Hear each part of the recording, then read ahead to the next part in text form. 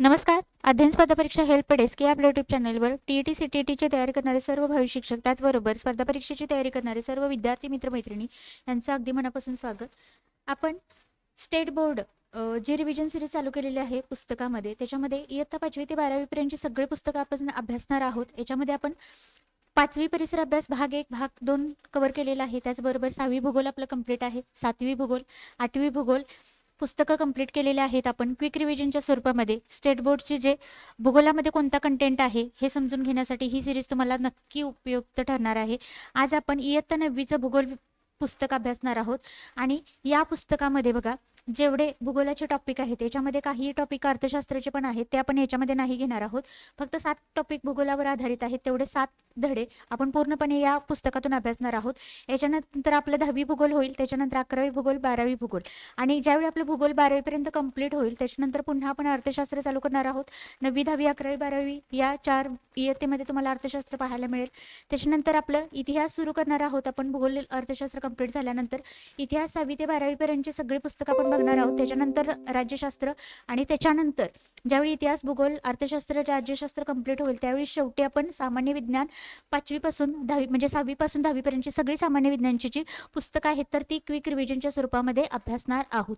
बघा महा टी 2026 तर ही जी एक्झाम आहे तर त्याची तयारी करणाऱ्या विद्यार्थ्यांनी शक्यतो बघा रेडीमेड मटेरियलच्या मागे तुम्ही लागू नका. रेडीमेड पुस्तकं असतात किंवा वन लाईनर नोट्स असतात, त्याच्या पाठीमागे न लागता तुम्ही काय करायचं आहे, फक्त शालेय पुस्तके आहेत महाराष्ट्र शासनाची तीच तुम्ही अभ्यासायची आहेत. अगदी विनामूल्य उपलब्ध आहेत. जरी स्टेट बोर्डची पुस्तकं तुम्हाला कशी डाउनलोड करायची माहीत नसतील तर आपलं टेलिग्राम चॅनल तुम्ही नक्की जॉईन करू शकता. टेलिग्राम चॅनलवर ही सर्व पुस्तके मी जे व्हिडिओ घेत आहे ते हायलाईट करून मी पुस्तकं तिथं अपलोड केलेली आहेत. तिथून ती पुस्तकं तुम्ही वाचू शकता. त्यामुळे बघा ज्यावेळी तुम्ही पुस्तक वाचता त्यावेळी तुमचा बेस क्लिअर होतो. तुम्हाला कोणत्या कन्सेप्ट आहेत पुस्तकामध्ये, भूगोलामध्ये एक्झॅक्ट 6वी ते 12वीचा सिलेबस काय आहे, भूगोलामधील कोणत्या संकल्पना तिथे दिलेल्या आहेत, प्राकृतिक भूगोलामध्ये कोणता भाग आहे, राजकीय भूगोल असेल, त्याच्यानंतर भारताचा भूगोल असेल, महाराष्ट्राचा भूगोल असेल, याच्या अनुषंगाने कोणत्या कोणत्या बाबी अंतर्भूत केलेल्या आहेत, या सर्व गोष्टी तुम्हाला ज्यावेळी शालेय पुस्तकं अभ्यासतात त्याचवेळी त्या तुमच्या क्लिअर होतात. आणि ज्यावेळी आता कंबाईन गट ब असेल, गट क असेल, MPSC साठी पण शालेय पुस्तके बघा अगदी 40 ते 50% प्रश्न डायरेक्ट स्टेट बोर्डमधून तुम्हाला विचारलेली प्रश्नपत्रिकेमध्ये पाहायला मिळतील. बघा आपण MPSCचे गट ब गट कचे जे पेपर आहेत 2011 पासून 2025चे ती पण सिरीज आपण चालू केलेली आहे. जर तुम्ही तलाठी भरतीची वगैरे तयारी करत असाल तर ती सिरीज तुम्हाला नक्कीच उपयुक्त ठरेल. 2025चे गट ब गट कचे दोन्ही पेपर आपण कव्हर केलेले आहेत. 2024मध्ये गट बचा पेपर कव्हर केलेला आहे आपण. अशा पद्धतीने आपण 2011 पर्यंत गट ब गट कचे जे पेपर आहेत ते सगळे पेपर आपण इथं पाहणार आहोत. आता ही जी शालेय पुस्तकाची जी सिरीज आहे ही बघा, नवीन जर चॅनलशी तुम्ही आज जोडले गेलेले असाल तर पहिला चॅनल सबस्क्राईब करून ठेवा. TET CTETला याच्या आधी हे आपण कंटेंट अगदी दर्जेदार प्रोव्हाइड केलेला आहे. CTET 2026साठी खूप दर्जेदार आपण PYQ अनालिसिसचे व्हिडिओ घेतलेले आहे, ज्याच्यातून बघा CTET 2026मध्ये खूप सारे प्रश्न त्याच्यामधून आले होते. आपण 14 वर्षाचे PYQ अनालिसिसचे व्हिडिओ घेतलेले आहे. CTET समाजशास्त्र किंवा सोशल सायन्स पेपर क्रमांक 2साठी.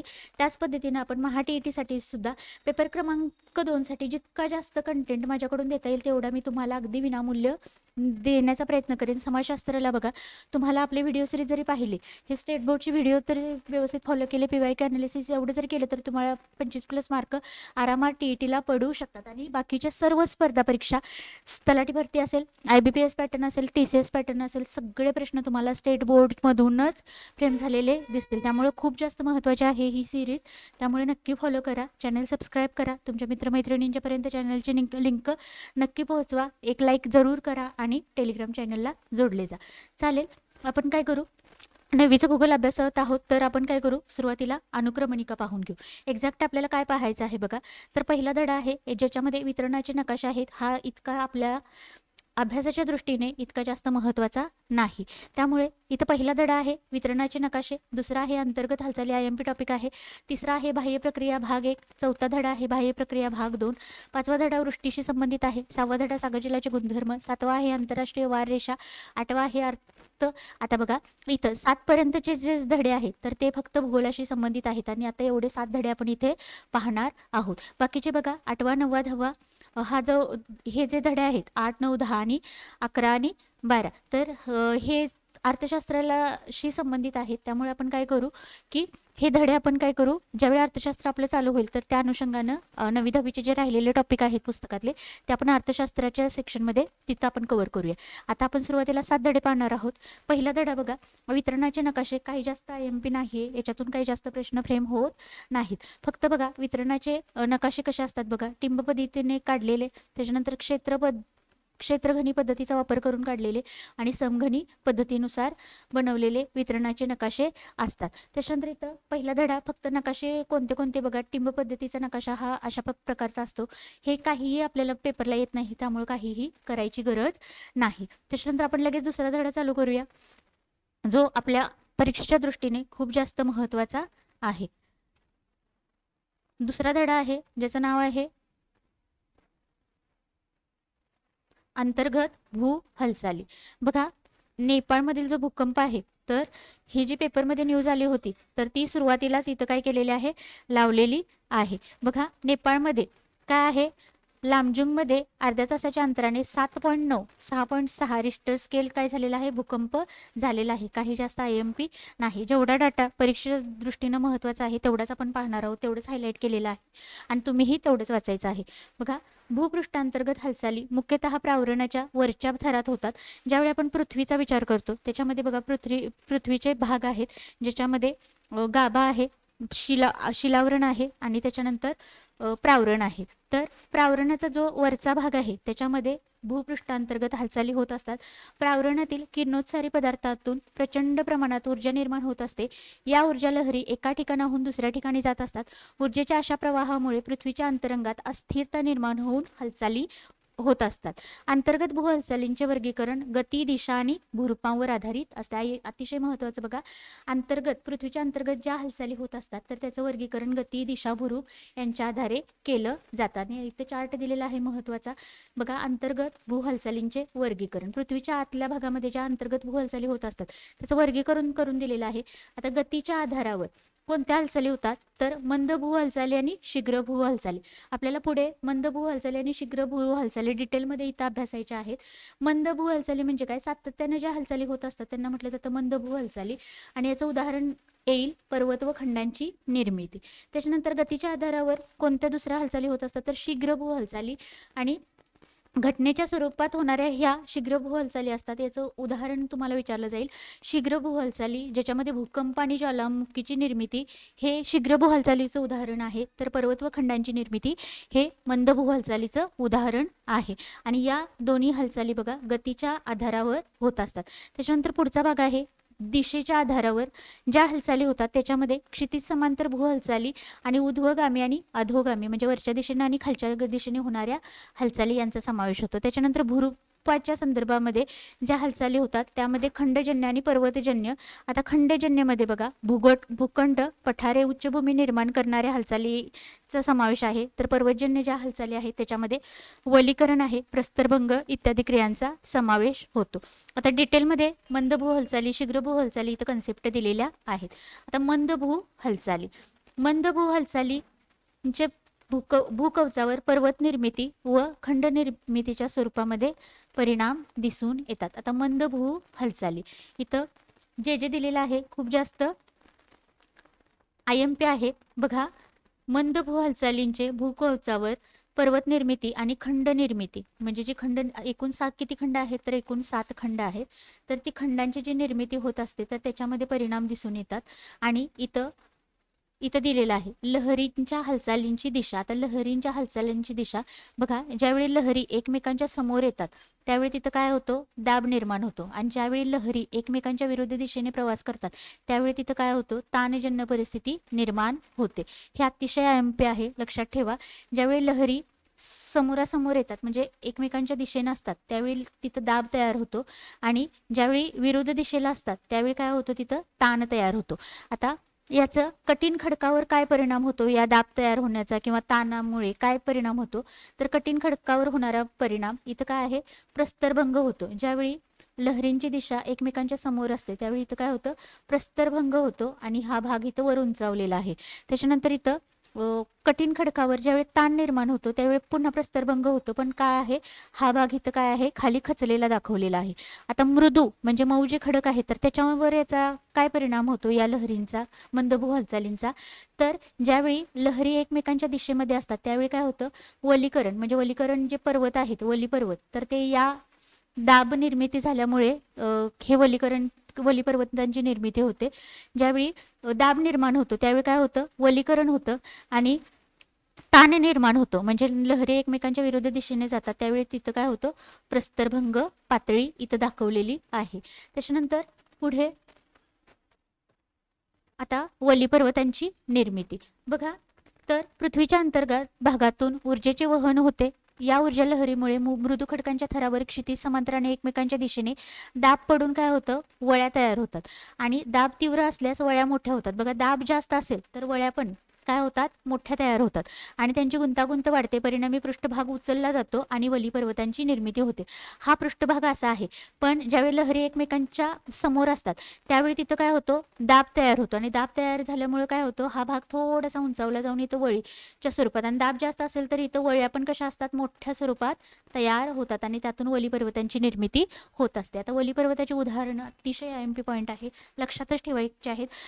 प्रत्येक स्पर्धा परीक्षेला याच्यावर प्रश्न विचारला जातो, उदाहरणं विचारली जातात. वली पर्वताची हिमालय बघा, भारतामधील विचारलं तर हिमालय आहे, आरवली पर्वत आहे, त्याच्यानंतर रॉकी पर्वत, अँडीज पर्वत, आल्प्स पर्वत ही जगातील वली पर्वताची उदाहरणे आहेत. आपल्या भारतामधली उदाहरणं कोणती आहेत, हिमालय पर्वत आणि आरवली पर्वत, आणि विदेशातील पर्वत रॉकी, अँडीज आणि आल्प्स ही काय आहेत, तर वली पर्वताची उदाहरण आहेत. इथं वलीकरण कसं होतं ते दाखवलेलं आहे. पुन्हा इथं पर्वताच्या वलीकरण झालेला भाग त्याचं चित्र दाखवलेलं आहे आणि हिमालय या वली पर्वताची प्रतिमा इथं दाखवलेली आहे, प्रतिमा. त्याच्यानंतर गटपर्वत बघायचा आहे. अंतर्गत हालचालीमुळे क्षितिज समांतर व एकमेकांपासून दूर जाणाऱ्या ऊर्जा लहरी निर्माण होतात, एकमेकांपासून दूर जाणाऱ्या. अशा वेळी खडकावर ताण निर्माण होतो. इथं वली पर्वताच्या निर्मितीमध्ये दाब निर्माण होतो, इथं गटपर्वतामध्ये ताण निर्माण होतो. त्यामुळे खडकांना तडे पडतात आणि हे तडे म्हणजे जे खडकांना तडे पडतात ते विभंग म्हणून ओळखले जातात आणि अशाच प्रकारे कठीण खडकामध्ये ऊर्जा लहरी एकमेकांकडे आल्याने दाब पडून ही विभंग तयार होतात. आता दोन समांतर विभंगामधील भूकवचाचा भाग जेव्हा वर उचलला जातो तेव्हा हा उचललेला भाग ठोकळ्याप्रमाणे दिसतो. आता इथं दाखवलेला आहे बघा, तर इथं विभंग झालेला आहे. हा सपाट पृष्ठभाग आहे, पण इथला थोडासा भाग असा वर उचललेला इथं दिसत आहे आणि त्यामुळे हा वर उचललेला जो भाग आहे तर हा इथं शिखर नसतं, सपाट भाग आहे आणि त्यामुळे याला काय म्हटलं जातं, गटपर्वत असं म्हटलं जातं. आता गटपर्वताचं वैशिष्ट्य काय, तर गटपर्वताचा माथा कसा असतो, सपाट असतो. सुरुवातीच्या काळामध्ये त्याच्यावर शिखरे नसतात, उतार तीव्र असतात आणि गटपर्वताची उदाहरणे विचारली तर लक्षात ठेवायचं आहे, युरोपमधील ब्लॅक फॉरेस्ट आणि भारतातील मेघालय पठार अतिशय महत्त्वाचं आहे. युरोपमधील ब्लॅक फॉरेस्ट आणि भारतातील मेघालय पठार ही गटपर्वताची उदाहरणे आहेत. इथं भारतामधील जे मेघालय पठार आहे तर ते पण दिलेलं आहे. इथं बघा, माथा सपाट आहे, हा भाग उंचावलेला आहे आणि हे गटपर्वताचं उदाहरण आहे, भारतातील मेघालय पठार आणि युरोपमधील ब्लॅक फॉरेस्ट. त्याच्यानंतर पुढे पाहायचे आहे कन्सेप्ट खचदरी. कधी कधी भूकवचाला ताण पडून समोरासमोर दोन तडे जातात, त्या दोन तड्यांदरम्यानचा भूभाग खचतो. असा खचलेला खोलगट भाग म्हणजेच काय, खचदरी. आता गटपर्वताच्या बरोबर विरुद्ध पद्धत आहे बघा, ज्यावेळी सपाट पृष्ठभाग असतो इथला भाग वर उचलला जातो, ह्याला काय म्हटलं जातं, गटपर्वत म्हटलं जातं. आता हाच जो पृष्ठभाग आहे जमिनीचा, तर इथं काय होतं, ताण पडतो आणि तडे पडून काय होतं, तर तड्यादरम्यानचा जो भाग आहे इथं जर तडे पडले तर हा भाग खाली खचला जातो आणि तिथून काय तयार होते, इथं आकृती दिलेली आहे. तर याला काय म्हटलं जातं, हा खचलेला भाग आहे, याला खचदरी असं म्हटलं जातं. आता इथं खचदरीचं उदाहरण विचारलं जातं. खचदरी भारतामध्ये नर्मदा नदीच्या तिथं आहे बघा, हा भाग इथं, हा पृष्ठभाग असा आहे पण हा भाग इथं खचलेला जाणवतो. इथून काय आहे, नर्मदा नदी वाहते आणि हे उदाहरण विचारलंच जातं, खचदरीचं उदाहरण नर्मदा नदी. त्याच्यानंतर आता इथं पुन्हा उदाहरणे दिलेली आहेत. भारतातील नर्मदा नदीची खचदरी, आफ्रिका खंडातील ग्रेट रिफ्ट व्हॅली आणि युरोपमधील ऱ्हाईन नदीची खचदरी. ही काय आहेत तर खचदरीची उदाहरणे आहेत. बघा परत एकदा, भारतातील नर्मदा नदीची खचदरी, आफ्रिका खंडातील ग्रेट रिफ्ट व्हॅली आणि युरोपमधील ऱ्हाईन नदीची खचदरी ही खचदरीची उदाहरणे आहेत. आपण बघितलं वली पर्वत, गट पर्वत आणि खचदरी. आता त्याच्यानंतर पुढे बघायचं आहे आपल्याला खंड निर्माणकारी हालचाली. काय काय बघितलं आपण? मंदभू हालचाली. आता आपल्याला बघायचे आहेत खंड निर्माणकारी हालचाली. मंदभू हालचाली पृथ्वीच्या केंद्राकडे किंवा पृथ्वीच्या केंद्रापासून भूकवचाच्या दिशेने या हालचालीमुळे भूकवचाचा विस्तीर्ण भाग वर उचलला जातो किंवा खचतो. भूकवचाचा भाग समुद्र सपाटीपासून वर उचलला गेल्यामुळे खंडांची निर्मिती होते, म्हणून या भू हालचाली खंड निर्माणकारी हालचाली म्हणून ओळखल्या जातात. आता ह्या भू हालचाली काय होतं, समुद्र सपाटीपासूनचा भाग वर उंचावला जाऊन तिथं खंड निर्माण होतो, म्हणून याला खंड निर्माणकारी हालचाली असं ओळखलं जातं. आता आपल्याला बघायचे आहेत शीघ्र भू हालचाली, म्हणजे जमिनीच्या आतमध्ये होणाऱ्या ह्या हालचाली आहेत मंद भू हालचाली, आणि शीघ्र म्हणजे लवकर होणारी हालचाल. आता याच्यामध्ये भू म्हणजेच जमीन आणि कंप म्हणजे थरथरणे, म्हणजेच भूकंपाचा अभ्यास आता इथं आपल्याला करायचा आहे. तर पृथ्वीच्या अंतरंगातील भूकंप आणि ज्वालामुखी ही काय आहेत तर शीघ्र हालचालींची उदाहरणे आहेत. बघा शीघ्र हालचालीमध्ये भूकंप आणि ज्वालामुखी यांचा समावेश होतो. भूकंप आणि ज्वालामुखी. आता प्रत्येकाची आपल्याला माहिती बघायची आहे. भूकंप तर भूपृष्ठाच्या अंतर्गत भागामध्ये होणाऱ्या हालचालीमुळे भूकवचामध्ये प्रचंड ताण निर्माण होतो. ताण विशिष्ट मर्यादेपलीकडे गेल्यावर तो मोकळा होतो आणि तेथे काय होतं, उत्सर्जन होतं ऊर्जेचं आणि मोठ्या प्रमाणावर, आणि ऊर्जा लहरी निर्माण होतात आणि यामुळे भूपृष्ठ काय होतं, कंप पावतं. म्हणजेच काय आहे तर ही जी प्रोसेस आहे यालाच भूकंप म्हटलं जातं. आणि भूकंपाची जी तीव्रता आहे तर ती रिश्टर या एककामध्ये रिश्टर स्केल या नावाच्या भूकंप मापक यंत्राने मोजली जाते. आता महाटीईटी 2026ची जर तयारी करत असाल, तुम्हाला पाठ्यपुस्तकातील कोणतंही चित्र, काही हवादाब मापक असेल, वायुदाब मापक असेल, कशाचंही चित्र तुम्हाला दिलं जातं आणि ओळखायला सांगितलं जातं. त्यामुळे हे पण चित्र तुम्ही टीईटीची तयारी करत असाल स्पेसिफिक, तर हे लक्षात ठेवू शकता. हे काय आहे तर भूकंप मापक यंत्र किंवा आलेख आहे. त्याच्यानंतर पुढे आता भूकंपाची कारणे दिलेली आहेत. भूपट्ट सरकणे, भूपट्ट एकमेकांवर आदळणे, भूपट्ट एकमेकांच्या वर किंवा खाली जाणे, भूपृष्ठाच्या अंतर्गत भागात ताण निर्माण होऊन खडकामध्ये विभंग निर्माण होणे आणि ज्वालामुखींचे उद्रेक होणे, ही सर्व कारणे कशाची आहेत तर भूकंपाची कारणे दिलेली आहेत. त्याच्यानंतर पुढे बघायचं आहे आपल्याला भूकंप नाभी व अपी केंद्र. सगळा कन्सेप्च्युअल पार्ट आहे, फक्त समजून घ्यायचा आहे. इतिहासामध्ये वाचलं तरी लक्षात राहतं, पण भूकंप हे भूगोल हा असा विषय आहे की त्याच्या कन्सेप्ट जर तुमच्या पक्क्या असतील, म्हणजे अपिकेंद्र म्हणजे काय, भूकंप नाभी म्हणजे काय, या सर्व गोष्टी जर तुम्हाला अचूक माहीत असतील तर तुम्हाला त्याच्यावर आधारित प्रश्न पण सोडवताना त्याची मदत नक्कीच होत असते. बघा त्यामुळे समजून घेण्यावर भूगोलामध्ये तुमचा भर असला पाहिजे.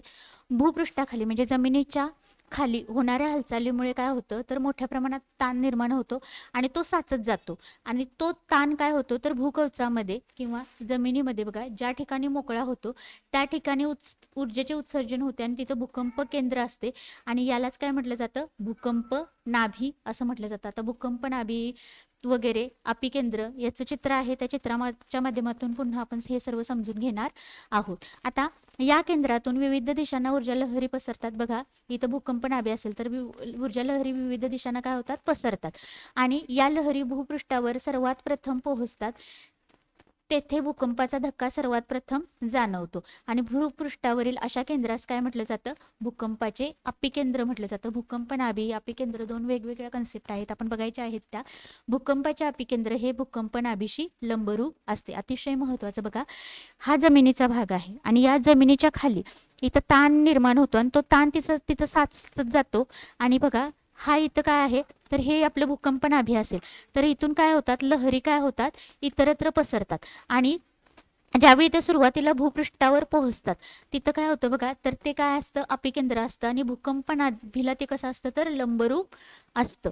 आणि इथं या अपिकेंद्रावर भूकंपाचा सर्वात आधी धक्का, इथं जमिनीवर बघा अपिकेंद्राच्या तिथं सर्वात आधी भूकंपाची तीव्रता किंवा भूकंपाचा धक्का जाणवतो. आणि अपिकेंद्र कसं असतं तर भूकंप नाभीला लंबरूप असतं. इथं अपिकेंद्र दाखवलेलं आहे, अपिकेंद्र, आणि हे काय आहे तर भूकंप नाभी. आता भूकंपाच्या ज्या लहरी आहेत त्याच्यामध्ये प्राथमिक लहरी आहेत, दुय्यम लहरी आहेत आणि भूपृष्ठ लहरी. बघा, एक आहे प्राथमिक लहरी, दोन आहे दुय्यम लहरी, ज्याला एस वेव्ज म्हटलं जातं. प्राथमिक लहरीला पी वेव्ज म्हटलं जातं आणि भूपृष्ठ लहरीला एल वेव्ज असं संबोधलं जातं.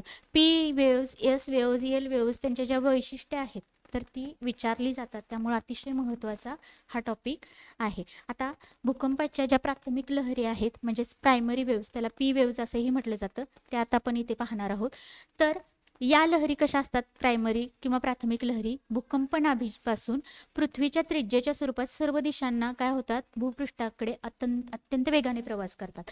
आणि या लहरींच्या मार्गातील खडकामधील कण लहरींच्या वहनाच्या दिशेने मागे पुढे करतात. आता इथं आणखीन एक गोष्ट लक्षात ठेवा, प्राथमिक लहरी कशा असतात तर मागे पुढे करत असतात, मागे पुढे करत असतात, म्हणून या लहरींना मागे पुढे करणाऱ्या लहरी असंही म्हटलं जातं.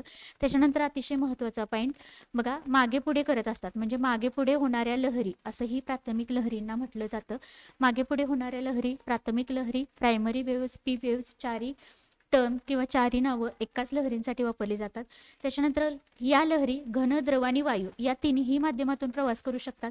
त्याचबरोबर द्रव रूपातून प्रवास करताना त्यांच्या दिशेमध्ये काय होतो, बदल होतो. बघा, घन, द्रव आणि वायू तिन्ही माध्यमातून प्राथमिक लहरी प्रवास करू शकतात, पण द्रव माध्यमातून प्रवास करत असताना त्यांच्या दिशेमध्ये काय होतो, बदल होतो. एवढी वैशिष्ट्ये तुम्हाला प्राथमिक लहरीच्या संदर्भात लक्षात ठेवायची आहेत. दुसऱ्या लहरी आहेत दुय्यम लहरी, त्यांना सेकंडरी वेव्ज किंवा यस वेव्ज असंही म्हटलं जातं. आता या ज्या लहरी आहेत तर त्या काय आहेत, नाभी केंद्रापासून सर्व दिशांना पसरतात. त्यांचा वेग कसा आहे तर प्राथमिक लहरींपेक्षा कमी आहे. वेग जास्त कोणाचा आहे, प्राथमिक लहरी, त्याच्यापेक्षा कमी वेग दुय्यम लहरींचा असतो. या लहरींच्या मार्गातील कण लहरींच्या वहनाच्या दिशेने म्हणजेच वर खाली होतात आणि या लहरी फक्त घन पदार्थातून प्रवास करतात. इथं काय शब्द वापरलेला आहे, फक्त घन पदार्थ, यस वेव्ज, आणि प्रायमरी वेव्ज काय आहेत, स्थायू म्हणजे घन, द्रव, वायू तिन्ही माध्यमातून प्रवास करतात. आणि दुय्यम लहरी या फक्त घन माध्यमातून प्रवास करतात. प्रायमरी म्हणजे प्राथमिक लहरी मागे पुढे होतात आणि यस वेव्ज बघा वर खाली होत असतात. त्याच्यानंतर आणि द्रव पदार्थामध्ये शिरल्यानंतर प्राथमिक लहरींचा बघा इथं काय आहे, दिशेमध्ये बदल होतो.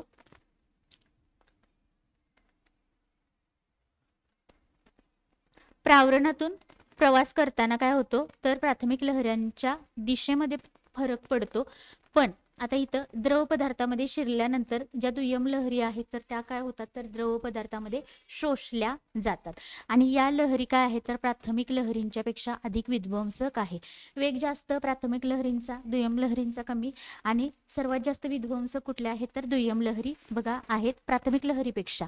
आणि भूपृष्ठ लहरी त्याची वैशिष्ट्ये बघा, प्राथमिक आणि दुय्यम लहरी यांच्या नंतर काय आहे, या पोहोचल्यानंतर भूपृष्ठ लहरींची निर्मिती होते आणि या लहरी काय आहेत तर भूकवचात पृथ्वीच्या परिघाच्या दिशेत प्रवेश करतात आणि त्या अतिशय विनाशकारी असतात. सर्वाधिक विनाशकारी लहरी भूपृष्ठ लहरी. त्याच्यानंतर पुढे भूकंप मापन यंत्र दिलेलं आहे, ते काही बघितलेलं आहे आपण आता भूकंपाचे परिणाम दिलेले आहेत ते पण पटपट पाहून घेऊ. जमिनीला तडे पडतात, भूमिपात होऊन दरडी कोसळतात. त्याच्यानंतर भूजलाचे म्हणजे जमिनीच्या खाली जे पाणी आहे तर त्याचा मार्ग बदलतो, विहिरींना पाणी येतं किंवा विहिरी कोरड्या पडतात. एकतरी विहिरींना पाणी जास्त येतं किंवा विहिरी कोरड्या पडतात मार्ग बदलल्यामुळे. त्याच्या पुढे आहे काही प्रदेश उंचावले जातात तर काही खचले जातात. सागराच्या पाण्यात त्सुनामी लाटा तयार होतात, या लाटामुळे किनारी भागात मोठी जीवित व वित्तहानी होऊ शकते. हिमाच्छादित प्रदेशात हिमकडे कोसळतात, इमारती कोसळून जीवितहानी व वित्तहानी होते. त्याचबरोबर वाहतुकीचे मार्ग खंडित होतात आणि संदेशवहन व्यवस्था कोलमडते. त्याच्यानंतर पुढे आता आपल्याला बघायचं आहे, भूकंप बघितला आपण, आता बघायचं आहे ज्वालामुखी.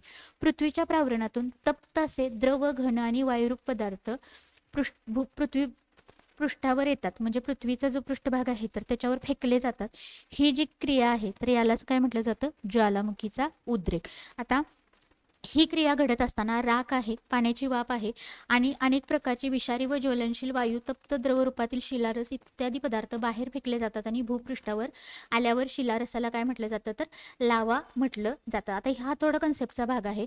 ज्यावेळी ही जमीन आहे म्हणजे भूपृष्ठ आहे, याच्या आतमध्ये ज्वालामुखीचा हा जो रस आहे हा साचून थंड होतो, याला काय म्हटलं जातं, याला मॅग्मा म्हटलं जातं. आणि हा रस ज्यावेळी जमिनीच्या पृष्ठावर येऊन साचला जातो, फक्त फरक काय आहे, शिलारस जो जमिनीच्या आतमध्ये असेल तर त्याला मॅग्मा म्हटलं जातं आणि जमिनीच्या वर असेल तर त्याला काय म्हटलं जातं, लाव्हा म्हटलं जातं.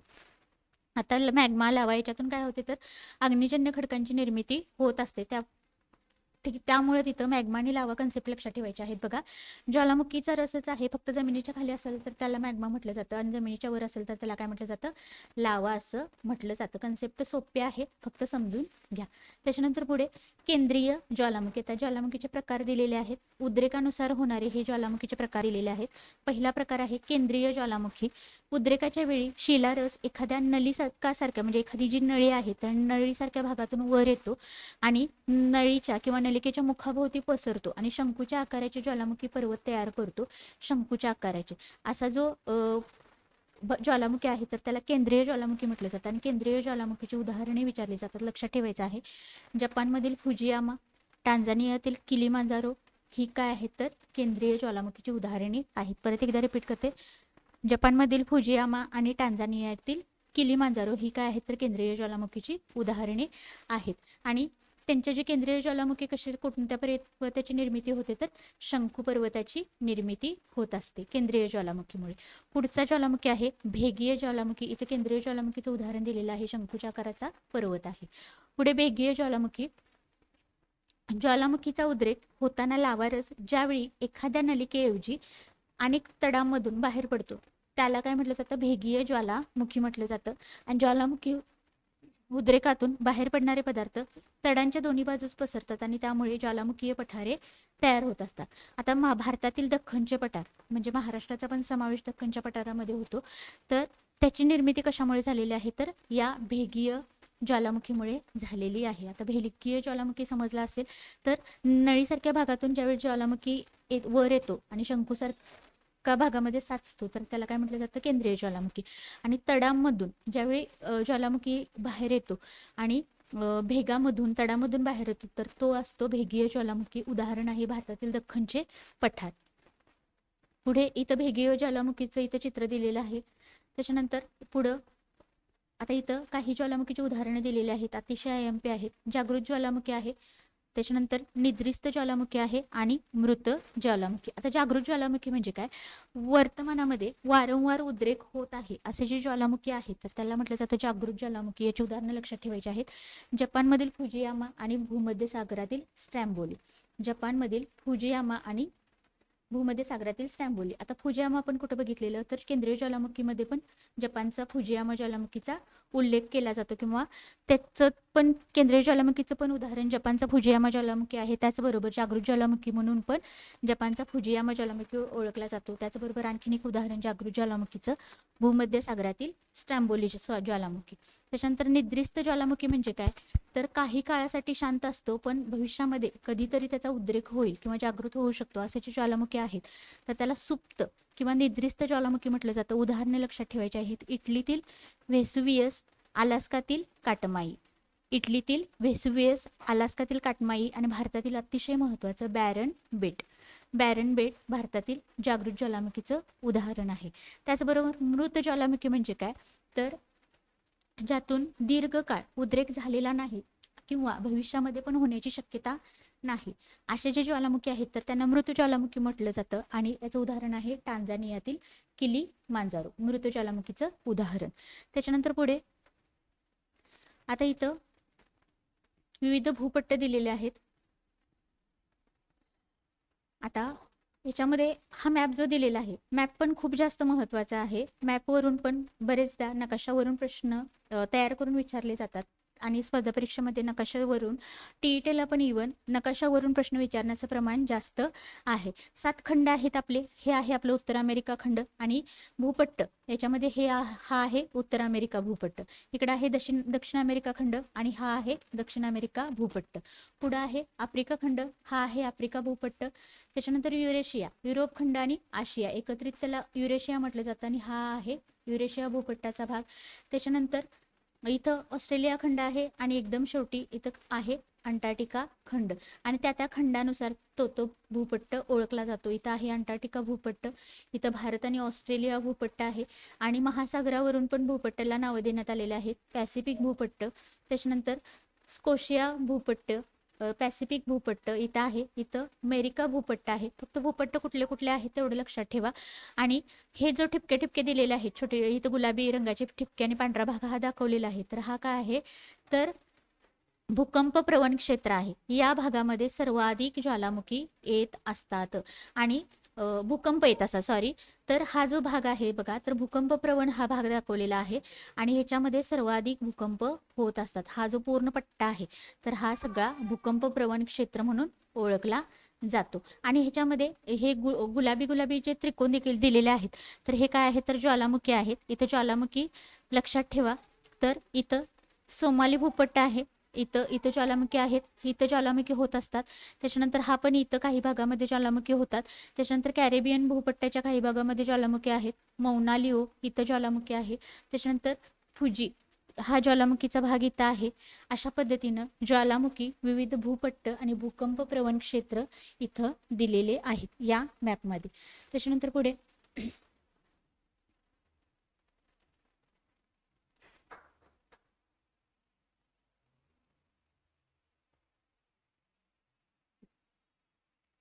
ज्या सीमांच्या क्षेत्रात नवीन भूपृष्ठ आकाराला येत असतात अशा सीमांना काय म्हटलं जातं भूपृष्ठ निर्मिती सीमा. आता ज्वालामुखीचे परिणाम बघायचे आहेत. काय होतं ज्वालामुखी आल्यामुळे किंवा ज्वालामुखीच्या उद्रेकामुळे कोणते परिणाम होतात तर ज्वालामुखीच्या उद्रेकामुळे जीवित व वित्तहानी होते. सगळे जनरल परिणाम आहेत.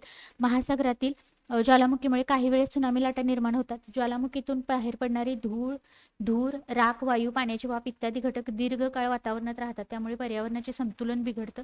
ज्वालामुखीच्या राखेमुळे जमीन सुपीक बनते. लावारसामुळे अनेक प्रकारची खनिजे भूपृष्ठाजवळ उपलब्ध होऊ शकतात. ज्वालामुखीच्या उद्रेकामुळे नवभूमी निर्माण होते किंवा एखादे बेट नष्टही होऊ शकते. मृत ज्वालामुखीच्या मुखाशी पावसाचे पाणी जमा होऊन सरोवरे निर्माण होतात. आता इथं बघा बॅरन बेट कुठं आहे बघा तर बंगालच्या उपसागरामध्ये अंदमान आणि निकोबार बेटांचा समूह आहे आणि या बेटांच्या समूहामध्ये बॅरन बेट हा काय आहे तर जागृत ज्वालामुखीचा भाग भारतामध्ये आहे. बंगालचा उपसागर, अंदमान निकोबार बेट याच्यामध्येच भारतामध्ये जागृत ज्वालामुखी आहे बॅरन बेटावर. आणि हे विधान नक्की परीक्षेला विचारलं जातं बघा, लक्षात ठेवायचं आहे. भारतामध्ये जागृत ज्वालामुखी, बॅरन बेट, अंदमान निकोबार बेट समूह, बंगालचा उपसागर. त्याच्यानंतर पुढे इथं हा धडा संपलेला आहे.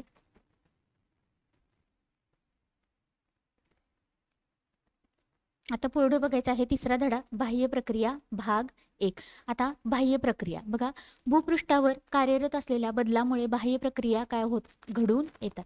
जमिनीवर कार्यरत असलेलं जे बल आहे तर त्याच्यामुळे बाह्य प्रक्रिया घडून येतात.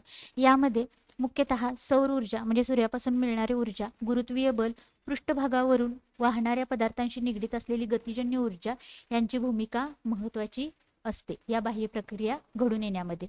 आता इथं दिलेलं आहे बाह्य प्रक्रियेमध्ये विदारण आहे, खनन आहे, वहन आहे, संचयन आहे इत्यादीमुळे प्राथमिक आणि द्वितीयक भूरूपात बदल होऊन त्यापासून तृतीयक स्वरूपाची भूरूपे तयार होतात. तृतीयक भूरूपाची किंवा तृतीयक स्वरूपाची जी भूरूपे आहेत त्यांची उदाहरणे विचारली जातात. वाळूच्या टेकड्या, त्रिभुज प्रदेश, यू आकाराची दरी, तर हे काय आहेत तर तृतीयक स्वरूपाची भूरूपे आहेत. त्याच्यानंतर पुढे इथं विदारण दिलेलं आहे, कायिक विदारण. कायिक विदारणाची उदाहरणे लक्षात ठेवायची आहेत. घुमटाकर टेकडीचे अपपर्णन. आता अपपर्णन म्हणजे काय तर कांद्याचे आपण काय करतो टरफल बाजूला करत असतो, म्हणजे एक एक बाजूला करून आपण बाजूला करतो त्याप्रमाणे इथं दगड आहे, दगडाचे हे स्तर आहेत, तर हे बाजूला झालेले आहेत. काही भाग सुटे होऊन बाजूला होतात, याला काय म्हटलं जातं, अपपर्णन म्हटलं जातं. आणि घुमटाकार टेकडीचे अपपर्णन हे कायिक विदारणाचं उदाहरण आहे. खंड विखंडन ही प्रक्रिया देखील कायिक विदारणाचं उदाहरण आहे. छिन्न छिन्न विदारण हे देखील कायिक विदारणाचं उदाहरण आहे. हे TETला आलेला PYQ आहे या चित्रावरून, त्यामुळे हे चित्र व्यवस्थित बघायची आहे. त्याच्यानंतर भस्मीकरण. आता भस्मीकरण हा जो प्रकार आहे, तर हे कशाचं उदाहरण आहे, तर रासायनिक विदारणाचं उदाहरण आहे. इथं रासायनिक विदारण दाखवलेलं आहे. पुन्हा जैविक विदारण दाखवलेलं आहे. जैविक विदारण म्हणजे एखाद्या प्राण्यापासून, पक्षापासून, कीटकापासून जे विदारण होतं त्याला जैविक विदारण म्हटलं जातं. इथं पुन्हा रासायनिक विदारण दाखवलेलं आहे, क्षार विदारण म्हटलं जातं त्याला. त्याचबरोबर इथं जैविक विदारण दाखवलेलं आहे. त्याच्यानंतर कोरड्या हवामानाच्या प्रदेशात कायिक विदारणाचा प्रभाव जास्त असतो, तर दमट हवामानाच्या प्रदेशात रासायनिक विदारण प्रामुख्याने दिसते. बघा, हवा जर कोरडी असेल तर कायिक विदारण मोठ्या प्रमाणावर होतं, दमट हवा असेल तर रासायनिक विदारण घडून येतं. आणि जैविक जे विदारण आहे तर ते सजीवांच्या मार्फत घडून येतं. त्याच्यामध्ये वनस्पती, प्राणी, पक्षी यांचा समावेश होतो. आता अपपर्णन, कांद्याचा पापुद्रा जसा वेगळा होतो तसं निसर्गामध्ये उघड्यावर पडलेल्या खडकांच्या बाबतीत होते. आणि खडकाचे वरचे थर पापुद्र्याप्रमाणे सुट्टे होतात, याला काय म्हटलं जातं, अपपर्णन म्हटलं जातं. आता सागरी जलाचे तुषार, म्हणजे सागरी जलाचे जे कण आहेत किंवा तुषार आहेत, तर पाण्याचे थेंब खडकावर आपडतात. या क्षारयुक्त पाण्यात खडकातील विद्राव्य घटक मिसळतात, त्यामुळे खडकात छोट्या आकाराची छिद्रे तयार होण्यास सुरुवात होते बघा. आणि ही जी खडकावर छिद्रे तयार होतात, परिणामी खडकाचा पृष्ठभाग मधमाशांच्या पोळ्यासारखा दिसू लागतो. इथं बघा, हे काय आहे, तर इथं काय आहे, काय झालेलं आहे, तर क्षारयुक्त स्फटिकीकरण झालेलं आहे. अपपर्णन, ज्यावेळी कांदा जसा सुट्टा होतो तसं काय आहे, तर खडकाचे वरचे थर आहेत पापुद्राप्रमाणे सुट्टे होतात. आता कायिक विदारण आहे, त्याची कारणे दिलेली आहेत, लक्षात ठेवायची आहेत. कायिक विदारण, तापमान, दहीवर, स्फटिकांची वाढ, दाबमुक्ती आणि पाणी यामुळे कायिक विदारण घडून येते. आता तापमानामध्ये बघा, तापमान खूप जास्त असते तिथे विदारण मोठ्या प्रमाणावर घडून येते. म्हणजे आता तापमान कुठं आहे, वाळवंटामध्ये, उष्ण वाळवंटी प्रदेशामध्ये विदारण कायिक विदारण मोठ्या प्रमाणात होते. आता दहीवर आहे, आपण कायिक विदारणाची कारणे बघत आहोत. त्याच्यामध्ये तापमान जास्त असेल तर विदारण मोठ्या प्रमाणावर होते. उष्ण वाळवंटी प्रदेश उदाहरणार्थ. आता दहीवर बघायचं आहे, तर दहीवरामध्ये बघा, तर दहीवर कसं महत्वाचं आहे, तर पाणी घोटल्यावर त्याचे आकारमान वाढते. आणि ज्या प्रदेशात तापमान काही काळ 0°C पेक्षा कमी असते तेथील खडकामध्ये, तडामध्ये पाणी साचून त्याचा बर्फ होतो, त्याचे आकारमान वाढते आणि तिथं ताण निर्माण होतो आणि खडक काय होतात, तर छिन्न भिन्न होऊन फुटतात. त्याच्यानंतर पुढे रासायनिक घटकांची विद्राव्यता आणि स्फटिकांची वाढ. इथं हे आपण बघितलेलं आहे, तर रासायनिक घटकांची विद्राव्यता आणि स्फटिकांची वाढ इथं काय बघितलेलं आहे बघा, क्षारयुक्त स्फटिकीकरण त्याचं उदाहरण आहे. दाबमुक्ती, पाणी आहे. आता पाणी काय आहे, केवळ पाणी मुरल्यानेही काही प्रकारच्या खडकांचं विदारण घडून येतं. उदाहरणार्थ वालुकाश्म आणि पिंडाश्म इत्यादी खडक विदारण बघत आहोत आपण. त्याच्यानंतर कणात्मक विदारण. आता कणात्मक विदारण म्हणजे काय, तर कण मूळ खडकापासून अलग होतात, याला काय म्हटलं जातं, कणात्मक विदारण. खडकाचे कण मूळ खडकापासून अलग होणे याला कणात्मक विदारण म्हटलं जातं. इथे चित्र दिलेलं आहे. त्याचबरोबर काही वेळेस तापमान व पाणी हे दोन्ही घटक विदारणास कारणीभूत असतात. तापमान भिन्नतेमुळे खडकांचे आकुंचन प्रसरण होऊन त्यामधील जोड किंवा तडे रुंदावतात. त्यात पाणी साचून खडकांचे मोठे खंड एकमेकांपासून विलग होतात. या विदारणास काय म्हटलं जातं, खंड विखंडन. मोठे खंड काय होतात, तर एकमेकांपासून विलग होणे याला खंड विखंडन प्रक्रिया असं म्हटलं जातं. त्याच्यानंतर रासायनिक विदारण बघायचं आहे. आता रासायनिक विदारणामध्ये बघा, पाणी हे काय आहे, तर वैश्विक विद्रावक समजले जाते. कार्बनन मध्ये बघा, फक्त पाणी आणि कार्बन डायऑक्साईड एकत्रित आल्यामुळे काय होतं, तर कार्बनिक आम्ल. आता पाणी म्हणजे H2O आणि कार्बन डायऑक्साईडचं सूत्र आहे CO2. हे दोन्ही एकत्र आल्यामुळे काय बनतं, तर कार्बनिक आम्ल, ज्याचं सूत्र आहे H2CO3. हे पण लक्षात ठेवा. त्याच्यानंतर पुढे द्रवीकरण दिलेलं आहे. आणि आता भस्मीकरण. आता भस्मीकरण म्हणजे काय, तर ज्या खडकात लोह खनिज असते त्या खडकावर ही क्रिया घडते भस्मीकरणाची. लोहावर जसा गंज येतो त्यामुळे खडकावर तपकी रंगाचा थर तयार होतो, याला भस्मीकरण म्हटलं जातं. बघा, एखादा दगड असेल तर तिथं लाल रंगाचा थर तयार झाला तर ते आहे भस्मीकरण. त्याच्यानंतर रासायनिक आणि जैवरासायनिक प्रक्रिया जेव्हा खडकावर होतात तेव्हा त्या खडकांचे रासायनिक विदारण होत असते. आता जैविक विदारण कशामुळे होते तर सजीवांमार्फत होते. इथं दगडफूल दिलेलं आहे, जैविक विदारणाचं उदाहरण आहे.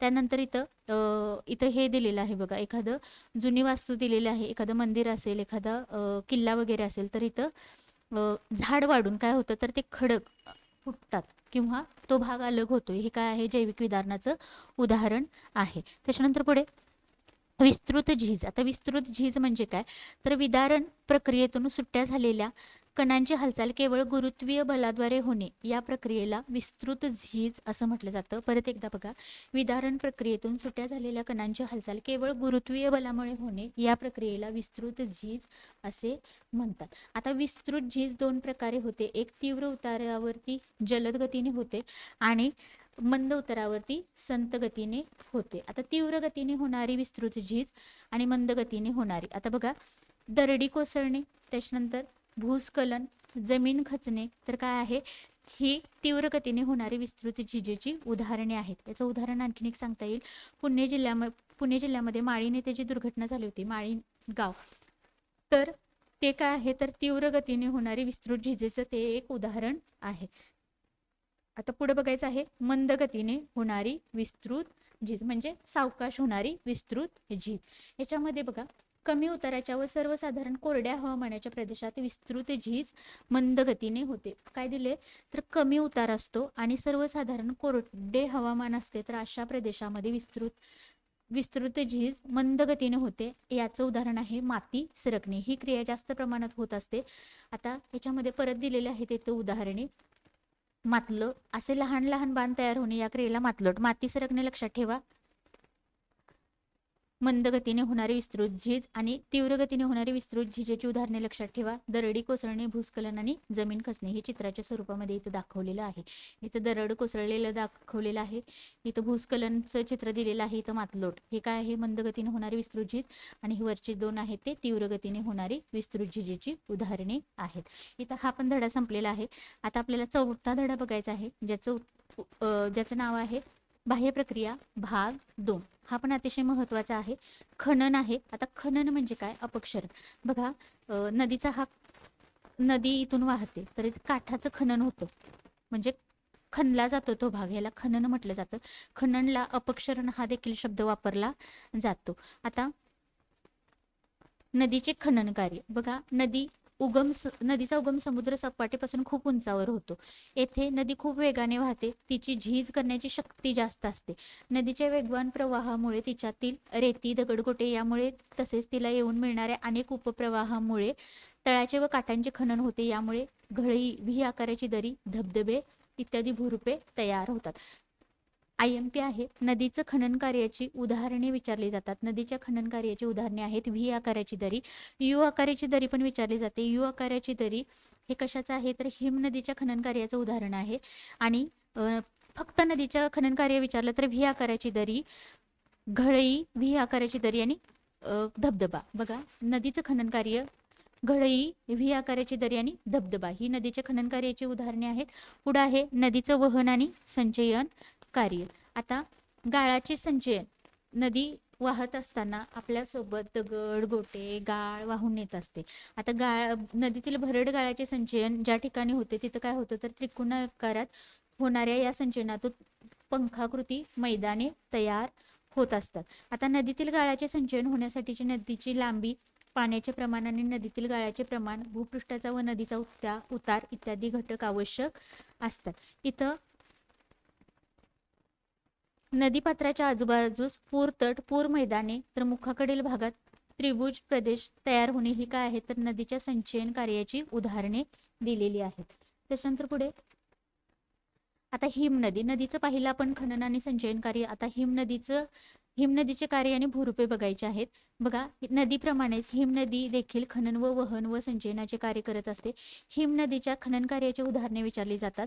हिमनदीच्या खनन कार्यातून हिमगवत, शुककूट, गिरीशृंग, यू आकाराची दरी, लोमती दरी आणि मेषशिला ही भूरूपे तयार होतात. काय काय बघा, हिमनदीच्या खनन कार्यामुळे हिमगवर, शुककूट, गिरीशृंग, यू आकाराची दरी, लोमती दरी व मेषशिला ही भूरूपे तयार होत असतात.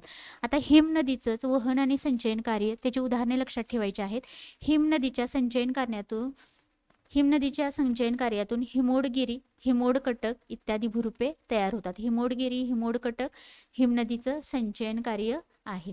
त्याच्यानंतर पुढे हिमनदी प्रति दिवशी 1 सेमी ते 1 मीटरपर्यंत वेगवेगळ्या वेगाने पुढे सरकत असते. ग्रीनलंडमधील जाकोबशावन ही हिमनदी जगातील वेगवान हिमनद्यांपैकी एक असून ती प्रति दिवशी 46 मीटर्स वेगाने वाहते. फक्त आता नदी लक्षात ठेवा. जाकोबशावन कुठले आहे तर ग्रीनलंडमधील आहे आणि ही काय आहे तर एक हिमनदी आहे आणि जगातील वेगवान हिमनद्यांपैकी एक आहे. ग्रीनलंडमधील जाकोबशावन. त्याच्यानंतर पुढे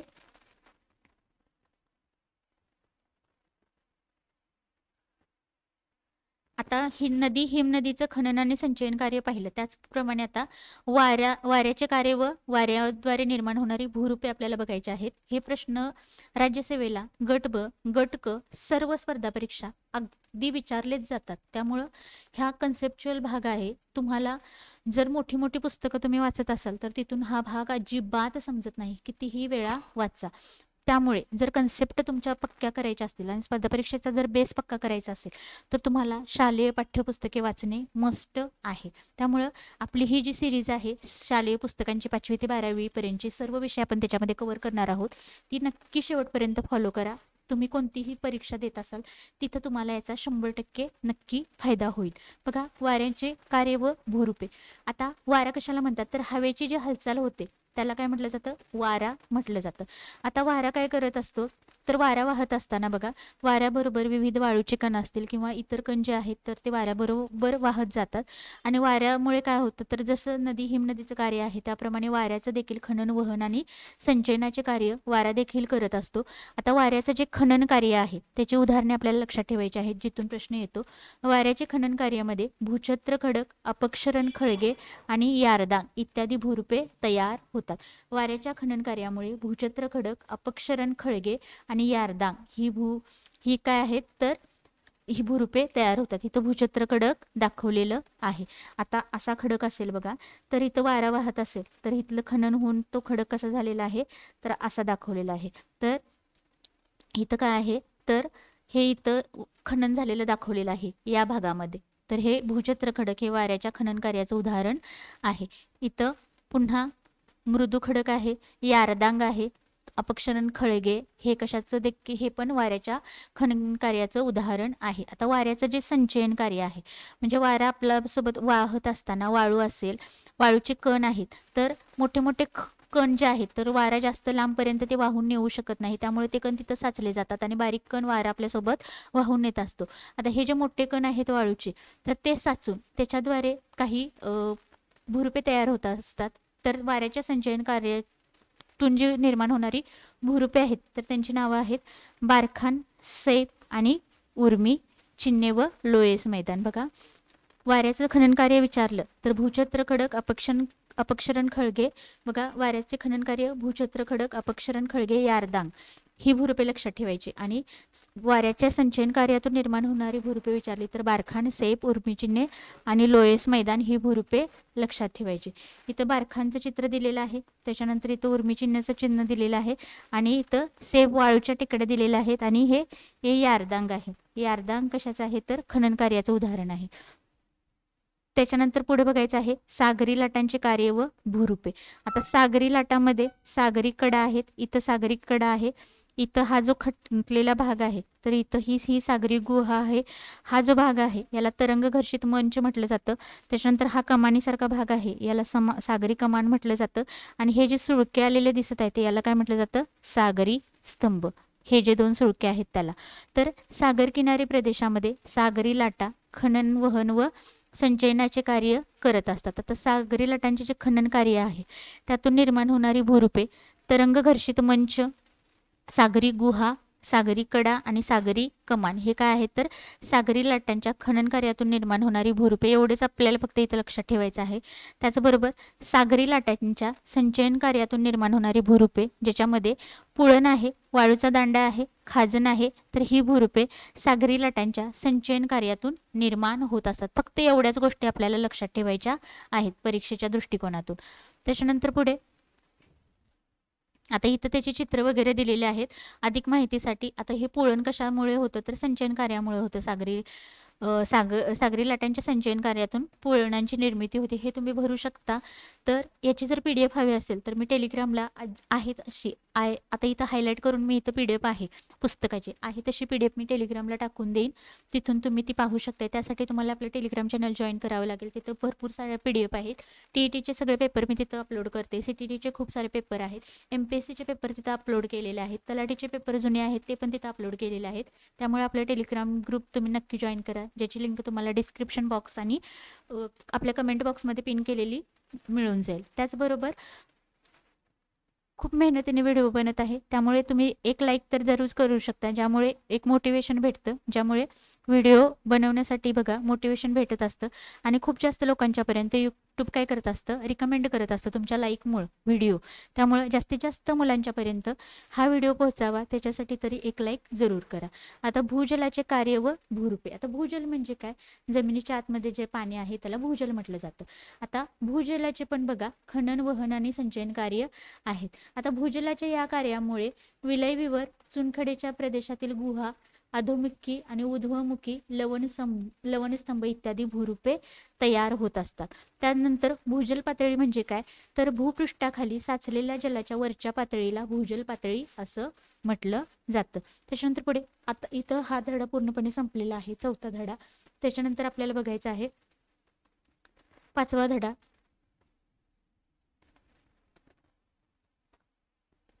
वृष्टी. आता वृष्टी बघा, वृष्टीमध्ये वृष्टी म्हणजे पाऊस आहे का, तर नाही. तर वृष्टीची आपण इथं व्याख्या बघून घेऊ. पृथ्वीचा 70.8% भाग जलयुक्त आहे, म्हणजे पृथ्वीचा एकूण 70.8% भाग पाण्याने व्यापलेला आहे. आता इथं वृष्टी दिलेली आहे.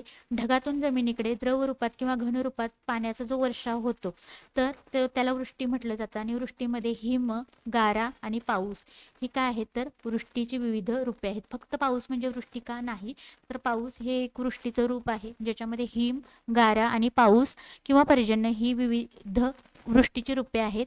आणि ढगातून जमिनीकडे द्रव रूपात किंवा घन रूपात होणारा जो वर्षाव आहे पाण्याचा त्याला वृष्टी म्हटलं जातं. त्याच्यानंतर पुढे हिम. आता हिम म्हणजे काय, तर हवेतील जे बाष्प आहे तर ते थेट हिमकणात रूपांतरित होतं. ही जी क्रिया आहे तर ही क्रिया संप्लवन म्हणून ओळखली जाते. त्याच्यानंतर आता हिम म्हणजे काय, बर्फाच्छादित प्रदेश. तर तिथल्या जे लोक आहेत, हिम प्रदेशामधील जे राहणारे लोक आहेत तर त्यांना हिमदाह होण्यापासून सतत काळजी घ्यावी लागते. आणि इथं एक वाक्य दिलेलं आहे, जलाशयाच्या पृष्ठभागावर इथं बघा, तर गोठलेला जलाशय व हिमाच्छादित पर्वतरांग. तापमान गोठणबिंदूपेक्षा कमी झाल्यास जलाशयाचा बर्फाचा थर तयार होतो. असा बर्फ जलाशयाच्या पृष्ठभागावर तरंगतो. या बर्फाचा हिमवृष्टीशी थेट संबंध नसतो. इथं गारा दिलेल्या आहेत. तर गारा म्हणजे काय, तर भूपृष्ठावर म्हणजे जमिनीवर जास्त उष्णता असताना ऊर्ध्वगामी हवेचा प्रवाह जोरात वाहतो, म्हणजे वरच्या दिशेने वाहणारा हवेचा प्रवाह. आणि या ऊर्ध्वगामी प्रवाहामुळे हवेचे तापमान कमी होऊन हवेतील बाष्पाचे सांद्रीभवन घडून येते. त्यापासून गडद रंगाचे ढग तयार होतात. भूपृष्ठाकडून येणाऱ्या हवेच्या ऊर्ध्वगामी प्रवाहामुळे जलकण उंचावर जातात. त्या ठिकाणी जलकणांचे घनीभवन होऊन गारांची निर्मिती होते. आता गारावर हिमाचे नवीन थर साचत असतात आणि गारा आकाराने मोठ्या होत असताना त्यांच्यामध्ये समकेंद्रिक थर तयार होतात आणि गारांची जी वृष्टी होते त्याला आपण गारपीट असं संबोधतो. त्याच्यानंतर पुढे पाऊस. आता पाऊस म्हणजेच पर्जन्य. तर जलकण व हवेतील धुलीकण एकत्र येऊन ढगांची निर्मिती होत असते. मोठे जे जलकण आहेत किंवा मोठे जे पाण्याचे कण आहेत ते हवेत तरंगू न शकल्याने हे पाण्याचे कण किंवा जलकण पावसाच्या स्वरूपात, वृष्टीच्या स्वरूपात जमिनीवर येत असतात. आता अतिशय महत्त्वाचं पावसाचे आपल्याला प्रकार बघायचे आहेत. आरोह किंवा अभिसरण पाऊस. त्याच्यानंतर आवर्त आहे. पावसाचे प्रकार बघतोय आपण. आरोह किंवा अभिसरण पाऊस पहिला प्रकार बघा. विषुववृत्तीय प्रदेशात सूर्याच्या उष्णतेमुळे काय होतं, भूपृष्ठ तापतं. सर्वाधिक तापमान कुठं असतं, विषुववृत्तीय प्रदेशामध्ये. तिथं तापमान जास्त आहे, पाऊस पण जास्त आहे. आता विषुववृत्तीय प्रदेशामध्ये आरोह आणि अभिसरण प्रकारचा पाऊस पडतो. तिथं बघा दुपारी दररोज दुपारनंतर पाऊस पडत असतो. आणि विषुववृत्तीय किंवा आरोह किंवा अभिसरण प्रकारचा पाऊस पडणारे क्षेत्र विचारले जातात. आफ्रिकेतील कांगो नदीचे खोरे, त्याचबरोबर दक्षिण अमेरिकेतील ॲमेझॉन नदीचे जे खोरे आहे तर हे विषुववृत्तीय भागामध्ये हे दोन क्षेत्र येतात, आफ्रिकेतील कांगो नदीचे खोरे आणि दक्षिण अमेरिकेतील ॲमेझॉन नदीचे खोरे. आणि इथं जो पाऊस पडतो तो कसला असतो तर आरोह प्रकारचा पाऊस असतो. आणि या प्रकारच्या पावसाचा प्रदेश पृथ्वीवर खूपच मर्यादित आहे. इथं दिलेलं आहे आरोह पर्जन्याचं इथे चित्र दिलेलं आहे. त्याच्यानंतर पुढे बघायचं आहे प्रतिरोध. आता समुद्राकडून ज्यावेळी बाष्प घेऊन वारे वाहत असतात त्यावेळी तिथं त्यांना पर्वताचा अडथळा निर्माण होतो आणि तिथं ते पाऊस देतात. अशा प्रकारचा जो पाऊस आहे किंवा पर्वतरांगामुळे वारे अडवले जाऊन जो पाऊस पडतो त्याला काय म्हटलं जातं प्रतिरोध पाऊस. आपण पावसाचे किती प्रकार बघितले, हा दुसरा प्रकार बघितला. पहिला प्रकार बघितला आरोह किंवा अभिसरण प्रकारचं पर्जन्य जे विषुववृत्तीय प्रदेशामध्ये पडतं. आणि दुसरा प्रकार बघितला प्रतिरोध पर्जन्य. आणि याची उदाहरणे आहेत बघा. प्रतिरोध पर्जन्य कुठं कुठं पडतं, कोकण आहे, सह्याद्री पर्वत आहे, तर इथं सह्याद्रीच्या पर्वतामध्ये प्रतिरोध स्वरूपाचा पाऊस पडतो. तिसरा प्रकार आहे आवर्त पाऊस. आवर्त म्हणजे काय तर आवर्त म्हणजे एखाद्या ठिकाणी हवेचा दाब आसपासच्या प्रदेशापेक्षा कमी होऊन त्यातून हवेची विशिष्ट रचना तयार होते. या रचनेस आवर्त असे संबोधतात. आता आवर्ताच्या केंद्र भागाकडे आसपासच्या प्रदेशातून हवा चक्राकार पद्धतीने येऊ लागते व केंद्र भागातील हवा वर जाऊ लागते. ही हवा उंच गेल्यावर तिचे तापमान कमी होऊन हवेतील बाष्पाचे सांद्रीभवन होते व पाऊस पडतो. बघा, ही हवा उंच गेल्यावर तिचे तापमान कमी होऊन हवेतील बाष्पाचे सांद्रीभवन होते व तिथे पाऊस पडतो. आता आवर्त ज्या प्रदेशावरून जातात तिथेच हा पाऊस पडतो. आवर्त पाऊस समशीतोष्ण कटिबंधात जास्त प्रमाणात पडतो. त्याचे क्षेत्र देखील विस्तीर्ण आहे. बघा, आवर्त पावसाचं क्षेत्र जास्त आहे आणि कुठे पडतो तर समशीतोष्ण कटिबंधामध्ये जास्त प्रमाणामध्ये पडतो. त्याचबरोबर प्रतिरोध प्रकारचा जो पाऊस आहे तर जगामध्ये सर्वात जास्त प्रमाणात प्रतिरोध प्रकारचा पाऊस पडतो. आरोह पर्जन्य हा प्रादेशिक स्वरूपाचा आहे आणि विषुववृत्तीय भागात पडणाऱ्या आरोह पर्जन्यामध्ये बरीच अनिश्चितता असते. म्हणजे कधी कधी पडतो ही, कधी कधी नाही. त्याच्यानंतर पुढे आता इथं जागतिक पर्जन्य वितरण दिलेलं आहे. इथं बघा, हा गुलाबी रंगामध्ये जो भाग दाखवलेला आहे तर तिथं सर्वात कमी पाऊस पडतो. त्याच्यानंतर इथं थोडंसं निळसर पर्पल कलर सारखं इथं दाखवलेलं आहे बघा.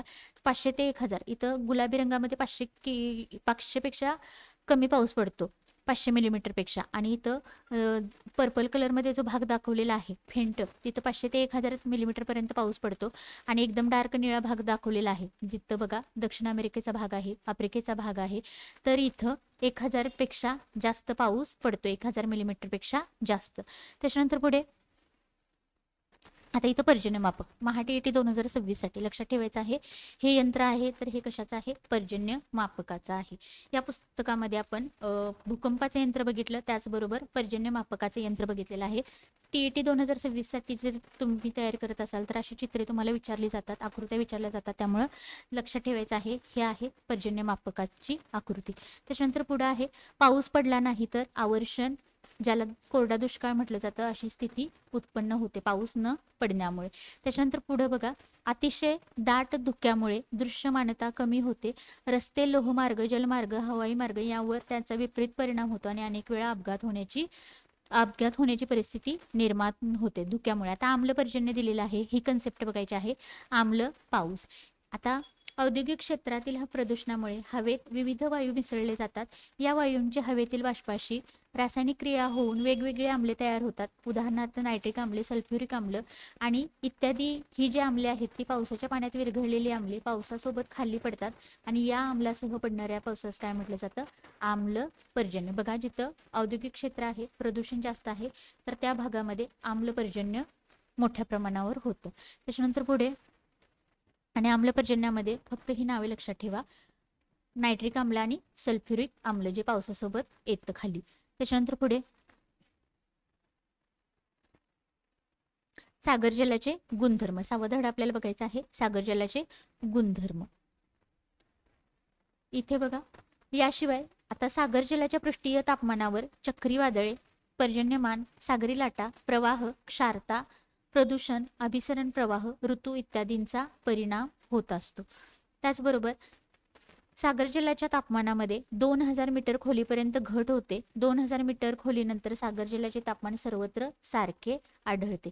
भूवेष्टित समुद्र व खुल्या सागर जलाच्या तापमानात भिन्नता म्हणजे फरक आढळतो. भूवेष्टित समुद्र आणि खुल्या सागर जलाच्या तापमानामध्ये फरक आढळतो. भूवेष्टित समुद्राची क्षारता जास्त असल्याने या समुद्र जलाचे तापमान खुल्या समुद्र जलापेक्षा जास्त असते. आता भूवेष्टित समुद्र म्हणजे काय? इथं समुद्र असतो आणि इथं पूर्ण भाग हा जमिनीने वेढलेला असतो. असा जो समुद्र आहे त्याला भूवेष्टित समुद्र म्हटलं जातं. आणि भूवेष्टित समुद्राची जी क्षारता आहे तर ती जास्त असते आणि या समुद्र जलाचे तापमान खुल्या समुद्र जलापेक्षा जास्त असते. त्याच्यानंतर पुढचा महत्वाचा मुद्दा आहे, क्षारतेमुळे सागर जलाची उद्धरण क्षमता वाढते. त्याच्यानंतर पुढे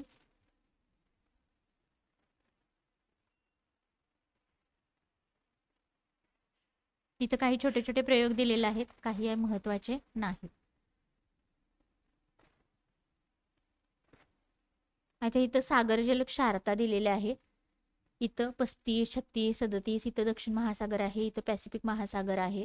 इथं बघा दक्षिण महासागर आहे. 35 इथं क्षारता इथं दिलेली आहे. इथं हिंदी महासागरामध्ये 36 आहे. 32, 34 प्रमाण इथं बदललेलं दिसतं. त्याच्यानंतर पुढे विषुववृत्तापासून, आता हे लक्षात ठेवायचं आहे, सागर जलाची क्षारता पाहतोय आपण विषुववृत्तापासून बघा 5 अंश उत्तर आणि 5 अंश दक्षिण डोलडम प्रदेश म्हणून हा भाग ओळखला जातो. तर इथं काय आहे, वातावरण कसं आहे, तर इथं आकाश जास्त काळ ढगाळ असते, आरोह प्रकारचा पाऊस पडतो आणि उष्ण कटिबंधातील कांगो आणि अमेझॉन सारख्या मोठ्या नद्या या महासागराला मिळतात. इथं गोड्याचं पाण्याचं जे प्रमाण आहे तर त्याचा पुरवठा प्रमाण जास्त आहे. त्यामुळे अधिक तापमानामुळे बाष्पीभवनाचा वेग जास्त असतो. परिणामी या प्रदेशात क्षारतेचे प्रमाण कसं आहे, मध्यम आहे. त्याच्यानंतर मध्य अक्षवृत्तीय पट्टा जो 25 अंश ते 35 अंश उत्तर आणि दक्षिण हा जो पट्टा आहे तो मध्य अक्षवृत्तीय पट्टा म्हणून ओळखला जातो. इथं पाऊस कमी पडतो, नद्यातून येणारा गोड्या पाण्याचा पुरवठा कमी असतो, त्यामुळे इथं काय आहे, क्षारतेमध्ये वाढ झालेली जाणवते. त्याच्यानंतर समशीतोष्ण कटिबंध जे आहे तर तिथं सूर्याची किरणे तिरपी पडत असल्यामुळे तापमान कमी असतं. बर्फ वितळल्यामुळे गोड्या पाण्याचा पुरवठा जास्त असतो, त्यामुळे इथं सागर जलाची क्षारता कमी होत असते.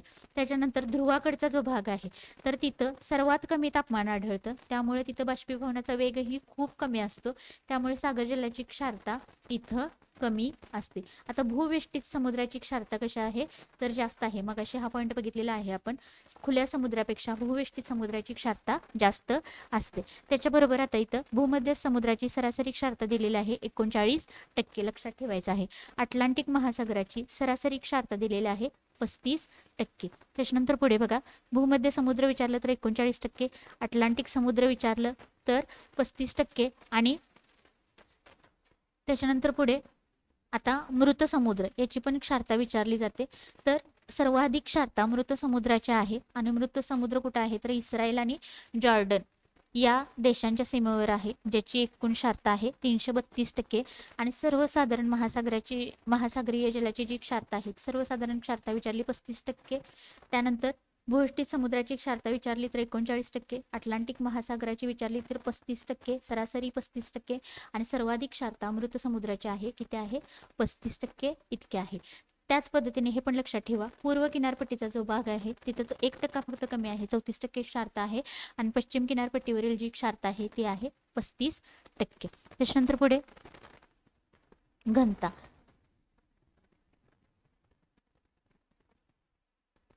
आता घनता, सागर जलाचे तापमान आणि क्षारता हे दोन गुणधर्म सागर जलाची घनता नियंत्रित करत असतात. बघा, जलाची घनता इतर जलाच्या घनतेपेक्षा जास्त असते, या उलट जास्त तापमान व कमी क्षारता असलेल्या सागर जलाची घनता कमी असते. तापमान कमी असेल तर घनता कशा असते तर जास्त असते, आणि तापमानाने क्षारता बघा कमी असलेल्या सागर जलाची घनता कशी असते, कमी असू शकते. हा पॉईंट एक लक्षात ठेवा. त्याच्यानंतर पुढे हा धडा इथं संपलेला आहे. शेवटचा धडा आपण पाहायचा आहे आता, 7वा धडा, आंतरराष्ट्रीय वारेषा. आता हे पण महत्वाचं आहे.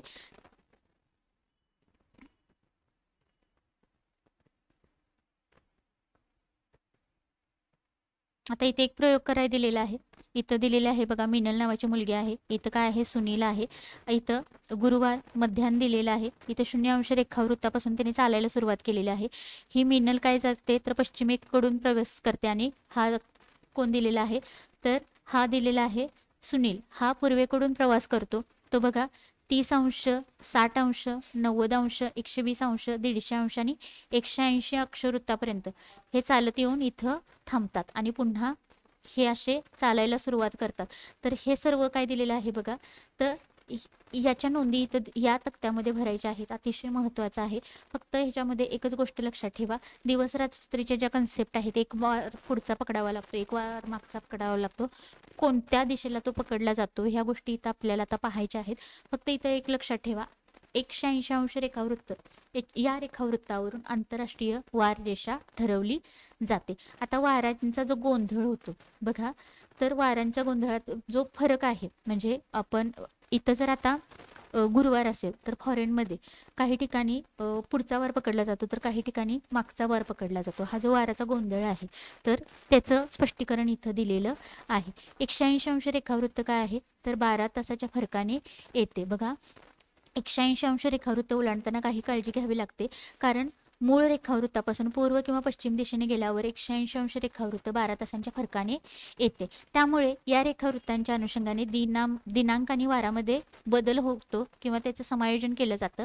आणि दिनांक व वारांची सुरुवात कुठे होते, तर 180 अंश रेखावृत्तावर होते. हे पण मुद्दा लक्षात ठेवा, दिनांक आणि वारांची सुरुवात 180 अंश रेखावृत्तावर होते.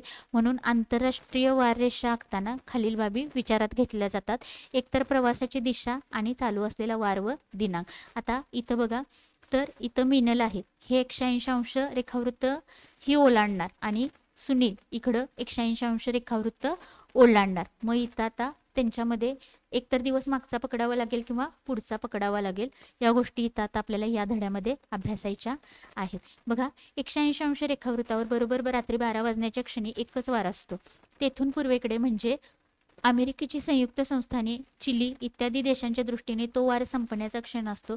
आणि तेथून पश्चिमेकडे म्हणजे जपान, ऑस्ट्रेलिया इत्यादी देशांच्या दृष्टीने तो वार काय होतो, सुरू होत आता असतो. आता आंतरराष्ट्रीय वार रेषा पूर्णपणे पॅसिफिक महासागरातून नेण्याचा प्रयत्न करण्यात आलेला आहे.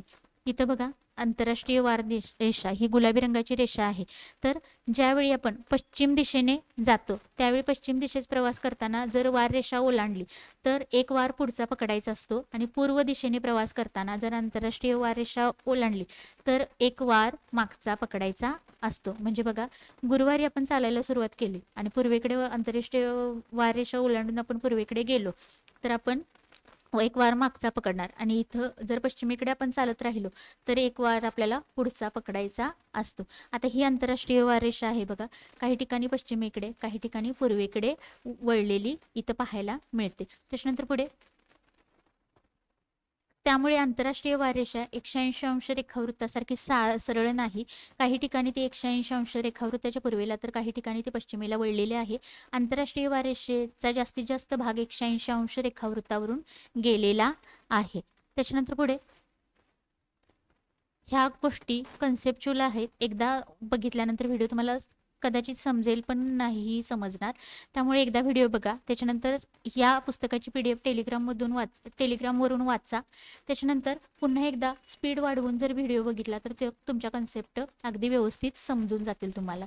बघा, जागतिक दळणवळण विशेषतः हवाई मार्गांच्या संदर्भात आंतरराष्ट्रीय वार रेषेमुळे वेळ व दिवसाचे गणित अचूक ठेवता येते. आणि आंतरराष्ट्रीय वार रेषेमुळे वाहतुकीचे वेळापत्रक संपूर्ण जगभर योग्य पद्धतीने सांभाळले जाते. त्याच्यानंतर पुढे,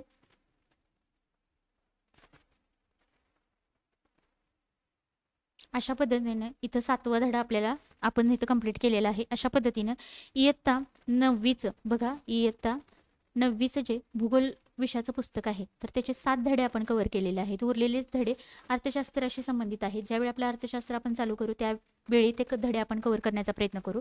उद्याचं जे लेक्चर असेल तर ते 10वी भूगोलाशी संबंधित असेल. उद्याच्या लेक्चरमध्ये 10वीचं जे भूगोल विषयाचे जे पुस्तक आहेत, भूगोल विषयाच्या पुस्तकातले सगळे भूगोलाशी संबंधित धडे आपण उद्या पाहणार आहोत. त्याच्यानंतर 11वी भूगोल आणि 12वी भूगोल अशा पद्धतीनं अजून एक 3 ते 4 दिवसामध्ये आपलं पूर्णपणे बघा 6वी पर्यंतचे 12वी पर्यंत भूगोल विषय जे आहेत ते आपलं स्टेट बोर्ड इथं पूर्ण 12वी पर्यंत कव्हर होईल अजून एक 4 दिवसामध्ये. त्याच्यानंतर लगेचच आपण 9वी 10वी 11वी 12वी असे 9वी 10वी एका दिवसामध्ये होऊ होऊन जातं. 11वी आणि 12वी एक एक दिवस म्हणजे 3 दिवसामध्ये आपलं अर्थशास्त्र कंप्लीट होतं. त्याच्यानंतर पुन्हा 6वी ते 12वी आपल्याला इतिहास बघायचा आहे आणि त्याच पद्धतीनं 3 दिवसामध्ये आपल्याला राज्यशास्त्र कव्हर करायचं आहे आणि त्याच्यानंतर सामान्य विज्ञान. ही सिरीज जर तुम्ही 2-3 वेळा पाहिली तर बघा, तुम्हाला जर TETची तयारी करत असाल तर तुम्हाला कोणतंही रेडीमेड पुस्तक वाचायची गरज भासणार नाही. एवढी सिरीज आणि 2-3 वेळा त्याचं रिव्हिजन करा, PDF वाचून काढा. त्याचबरोबर PYQ पहा, PYQ सोडवा. तुम्हाला 50+ मार्क आरामात सोशल सायन्समध्ये 60 प्रश्न तुम्हाला समाजशास्त्रावर विचारले जातात बघा, पेपर क्रमांक 2 TETला. आणि या TETच्या पेपरमध्ये 50+ मार्क फक्त आपल्या व्हिडिओ सिरीजमधून येतील याची गॅरंटी मी तुम्हाला देते. आपण लवकरच TETसाठी लाईव्ह स्वरूपात लेक्चर घेणार आहोत. एक थोडंसं कॅमेरा वगैरे अशा गोष्टी आहेत त्या अरेंज करत आहे. त्याच्यानंतर आपण लाईव्ह स्वरूपात डेली लाईव्ह घेऊ TETसाठी. आणि स्पर्धा परीक्षा कोणतीही असू दे, पोलीस भरती, तलाठी भरती, बॉम्बे हायकोर्ट असेल, TCS IBPS पॅटर्न असेल, सर्व पॅटर्न बघा यातून फॉलो नक्की होतात. त्यामुळे स्टेट बोर्डवर आधारित प्रश्न तुम्हाला प्रत्येक परीक्षा कोणतीही असू दे त्याच्यावर विचारले जातात. त्यामुळं जर नव्याने सुरुवात केलेली असेल किंवा अभ्यास थोडासा कमी पडतोय असं वाटत असेल, मोठी मोठी पुस्तके वाचून पण त्यातले प्रश्न येत नसतील पेपरला, तर तुम्ही नक्की आपली सिरीज फॉलो करा. 5वी ते 12वीची सगळी पुस्तकं पहिला त्याच्यावर पकड घ्या. बघा तुम्हाला स्पर्धा परीक्षेमध्ये खूप सारे प्रश्न याच्यातूनच तुम्हाला आल्याचे आढळून येतील. चालेल, पुन्हा भेटू उद्या 10वी भूगोल या पुस्तकासोबत. तोपर्यंत आनंदी रहा. चालेल, धन्यवाद.